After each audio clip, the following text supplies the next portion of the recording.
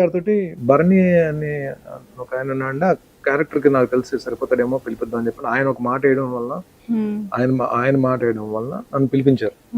ఆ రోజు డైరెక్టర్ గారు, రామానాయుడు గారు, సురేష్ బాబు గారు అందరూ ఉన్నారు రామానాయుడు స్టూడియోలో. నేను వెళ్ళిన వెంటనే లుక్ టెస్ట్ లాంటిది చేశారు.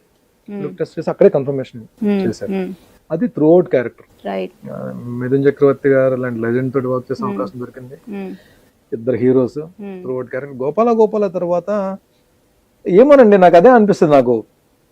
నాకు ఇన్ని చిన్న చితక హీరో, నెగిటివ్ విలన్స్, టెలిషోస్, టెలిఫిల్మ్స్ అన్ని కలుపుకొని ఒక 60-70 టీవీ షోస్ చేస్తే అన్ని టీవీలో వచ్చినంత పేరు నాకు బిగ్ స్క్రీన్ మీద ఇప్పుడు వచ్చి అంత అంటే అద్భుతమైన క్యారెక్టర్ చేశాడని చెప్పి ఇంకా నాకు రాలా. నేను గోపాల తర్వాత నాకు ఆ బ్రేక్ వస్తుంది అనుకున్నా. బట్ స్టిల్ అంటే మూవీ బాగా వెళ్ళింది, క్యారెక్టర్ మంచి రికగ్నిషన్ వచ్చింది.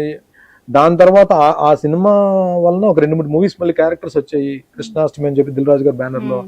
బట్ స్టిల్ అనుకున్నంత బ్రేక్ అయితే నాకు రాలా. Still I'm struggling. అంటే ప్రతి నెల ఏదో ఒక మూవీ క్యారెక్టర్ వస్తున్నాయి. బిగ్ బాస్ హౌస్ లోకి వెళ్ళక ముందు కూడా నేను మూవీ క్యారెక్టర్ చేస్తున్నాను, బిజీగానే ఉన్నా. హౌస్ లోకి వెళ్ళి వచ్చిన తర్వాత కూడా మళ్ళీ నా క్యారెక్టర్స్ నాకు వస్తున్నాయి. ఇప్పుడు కూడా నేను ఇప్పుడు ఇది అయిపోయిన తర్వాత నాకు మళ్ళీ ఒక నేరేషన్ ఉంది, ఒక మూవీ నేరేషన్ వెళ్తున్నా.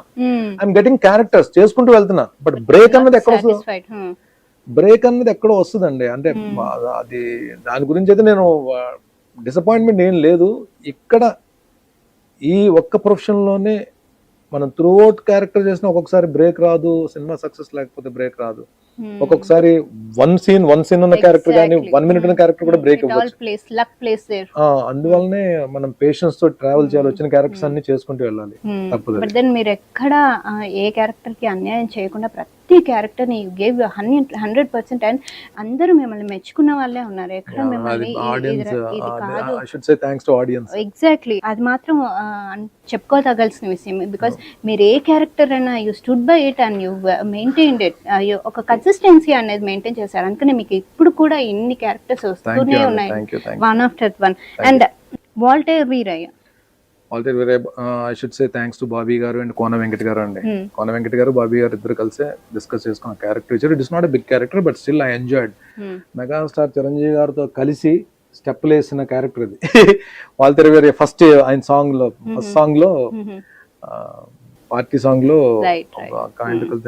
బట్ నా డైలాగ్ మీద ఆయన ఇంట్రడక్షన్ ఉంటుంది. ఎవరు వస్తున్నారని చెప్పంటే సముందర్ కా సర్కార్ అనగానే ఆయన ఎంట్రీ పడుతుంది, షార్ట్ పడుతుంది. వస్తుంది ఎవరని చెప్పండి, నా డైలాగ్ ఇమీడియట్ కట్ ఆయన బాస్ లేస్తారు, ఎంట్రీలో వస్తారు. So I was happy. Maybe coming movies, ఇప్పుడు నెక్స్ట్ వస్తున్న మూవీస్ లో ఆయనతో కలిసి వర్క్ చేసే అవకాశం రావచ్చు. I hope so, hopefully.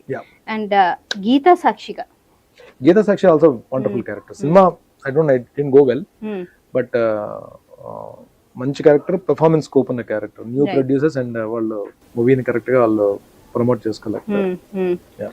So overall there are many more movies. And మీరు చాలా బాగా చేశారు అనుకున్న మీకు నచ్చిన మూవీ ఏది? Out of all this where you really cherish? Baahubali 1. That Martin Verma character. Right. It's a main episode. It's a key episode. And అక్కడి నుంచి కథ లెగుస్తుంది. అంటే ఇద్దరు పిల్లల్ని పట్టుకొని చంపిన తర్వాత అక్కడి నుంచి కథ టేక్ ఆఫ్ ఉంటుంది. అండ్ అంత మంచి సీన్ లో, అంత మంచి ఎపిసోడ్ లో నాకు మా క్యారెక్టర్ దొరకడం నిజంగా అదృష్టం. థ్యాంక్ యూ రాజమౌళి గారు. And Gopala it's wonderful character. అది ఒకటే నెగిటివ్ క్యారెక్టర్, అంటే ఏదైతే ఆ విలనిజం ఉందో ఎగ్జిక్యూట్ చేసే క్యారెక్టర్ అదొకటే ఉంటుంది గోపాల్ క్యారెక్టర్. అంటే ఇద్దరు పెద్ద హీరోల మధ్యలో క్యారెక్టర్ కాంబినేషన్ లో పడడం అనేది ఇట్స్ నాట్ అన్ ఈజీ. అదొక మంచి క్యారెక్టర్. ఇప్పుడు నేను ఇప్పుడు రాబోయే క్యారెక్టర్స్ కూడా కొన్ని మంచి క్యారెక్టర్స్ చేస్తున్నా. SDT is like my, Sai Dharam Tej garu is like my, మన యంగర్ బ్రదర్ లాగా, నా తమ్ముడు లాగా ఆయన. అండ్ చాలా బాగా సపోర్ట్ చేస్తున్నారు ఆయన. Officer, thank you so much Tej. ఆయన సంబరాల ఎయిట్ లో ఒక క్యారెక్టర్ చేస్తున్నాడు, అది సంజయ్ దత్ గారు కాంబినేషన్. సంజయ్ దత్ గారు అంటే నాకు చాలా ఇష్టం ఫస్ట్ నుంచి కూడా. అలాంటిది ఆయన కాంబినేషన్ సంజయ్ దత్ గారు కాంబోలో నేను ఒక క్యారెక్టర్ చేస్తాను ఈ సంబరాల ఎయిట్ మూవీలో. అలాగే విశ్వంబర కూడా చిరంజీవి గారి అప్కమింగ్ నెక్స్ట్ రిలీజ్ అయ్యే మూవీలో ఒక క్యారెక్టర్ చేశాను. That is different getup, mythological getup లో. అండ్ హౌస్ నుంచి బయటకు వచ్చిన వెంటనే మన దుల్కర్ గారిది SVLC ప్రొడక్షన్ లో అది షూటింగ్ అయిపోయింది, అది డబ్బింగ్ చెప్పాలి అది. దాని తర్వాత మైత్రి మూవీస్ వేరే వాళ్ళు కలిసి చేసిన ప్రాజెక్ట్ లో ఒక క్యారెక్టర్ చేశాను.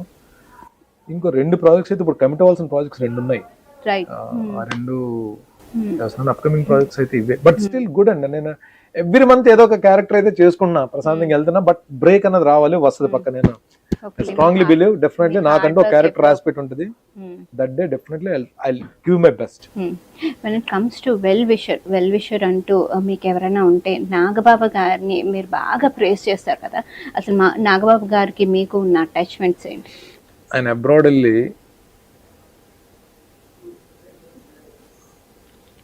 ఆ జెట్ లాక్ లో ఉండి ఇంటికి వచ్చి చాలా టైర్డ్ అయి ఉన్న టైంలో కాల్ వస్తే, పార్టీ పరంగా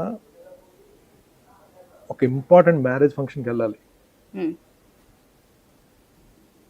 అట్ ద సేమ్ టైం ఇక్కడ నుంచి బిగ్ బాస్ హౌస్ నుంచి కాల్ వచ్చి బర్నీ హౌస్ లో ఉన్నాడు, మీరు రావాలని చెప్పన్నారు.